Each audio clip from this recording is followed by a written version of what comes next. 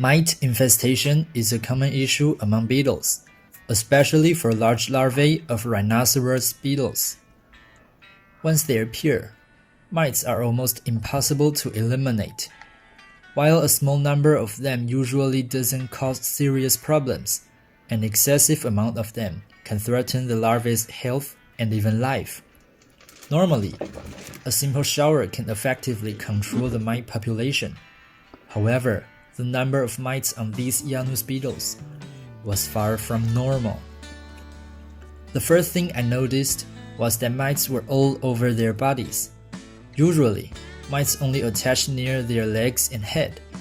There must be a serious infestation for them to spread across the entire body of the larvae. A massive mite outbreak could be caused by high temperature, excessive humidity, or contaminated substrate. In any case, they needed to be removed. I tried the usual method, giving the larvae a shower, which easily removed most of the mites on their bodies. However, many mites were still stuck in the tiny gap between the larvae's head and body. The larvae reacted violently during the shower and would bite anything near their mandibles, including themselves. Just look at those mandibles. Since a larva's body isn't as tough as its exoskeleton, it can easily kill itself with just a single bite. For the safety of both myself and the larvae, I needed to find another way to remove mites without giving the larvae such a long shower. Whether I use water or a toothbrush, the larvae would curl up tightly, making it even harder to reach the mites hiding in the gaps.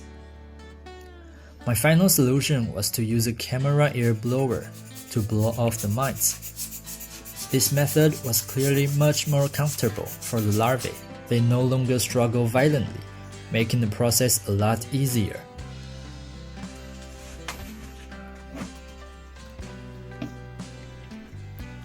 Before changing the substrate, I also cleaned the container. The reason why I use shallow containers is that I'm experimenting with higher humidity substrate. Shallow containers help prevent anaerobic conditions from forming at the bottom. Perhaps it is the combination of high humidity and summer heat that caused the mite population to explode. Fortunately, the weather has started to cool down, but if the mite numbers don't decrease, I may have to switch back to drier substrate I used before.